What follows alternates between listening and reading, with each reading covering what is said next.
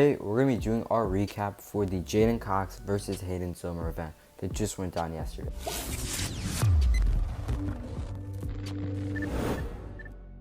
So first off was James Green versus Pat Lugo.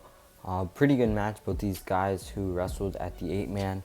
Both of them wrestled the same guy, Butchering Punia, but Green versus him in the finals, and it was like a 4-point difference, while Lugo lost to him by 7, if I'm not mistaken. So a lot of people expected Lugo to win big here, but ended up being a lot closer than it should have. He ended up going 2-0 at the break after a good takedown off a level change, and then ended up getting a step out point, so that put him up 3-0. But then he got put on the shot clock and ended up stepping out himself in the second period. Made it 3-2, but then just barely hung on to win the match 3-2 over Pat Lugo. And then next up was J'Den Cox versus Hayden Zilmer. Cox, who hadn't wrestled since he got COVID like a month or two ago, looked pretty good out there against Hayden Zilmer. Was down 1-0 at break after he got put on the shot clock. Was really past the match the whole first period, but then in the second got off to a good start, got a takedown, and then ended up getting a gut wrench to put him up 4-1 over Hayden Zilmer, and then got another takedown by the end of the match to win the matchup 6-1. And then next up was probably the best match of the night, Seth Gross versus Zane Richards. Just some crazy scrambles that happened in the match. Richards led 2-0, but then Seth Gross ended up scoring takedown and exposure to go up 4-2, and then got a step out point before the end of the first. Then in the second, just even more crazy scrambling, but Gross ended up getting some good takedowns, wore out Zane Richards a bit, and then ended up winning the matchup 11-3. And then was Nashon Garrett versus Joey McKenna.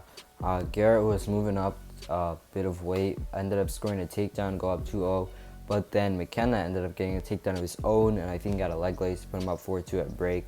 Then in the second, really just dominated against Nashon Garrett, scored a bunch of takedowns, had a few roll-throughs to win by tech 12-2. And then Nate Jackson versus Win Michalik. Jackson, a great wrestler, wrestled off against Miles Moore and had a few close matches with him. While Win Michalik, I think he was coaching, stepped onto the mat for the first time in a while, but really just got kind of dominated by Nate Jackson. He ended up scoring a bunch of leg attacks in the first period, like doubles, singles, throw-bys, slide-bys, everything. Was 8-0, and then Win finally scored a push-out point, made it 8-1, and then in the last few seconds of the first, it was 10-1. Nate Jackson after another takedown. Then in the second, Jackson then ended up getting one more takedown to tech Win Michalik and win 12-1. Last matchup, Mitch McKee versus Tristan Morant. Pretty good matchup. McKee and Tristan were supposed to wrestle off at the NCAAs, but got to see them wrestle in freestyle, which was pretty interesting. But Mitch really just destroyed Tristan in this matchup. Got a bunch of leg attacks, so was up 6-1 or 4-1 early after the only point he let up was a push out, which probably should have been called grounded.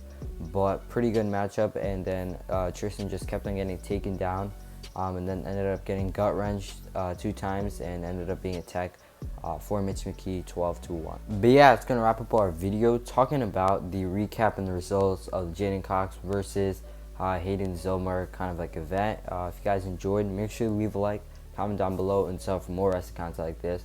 Got JB versus David Taylor on Wednesday, which is gonna be pretty interesting as well.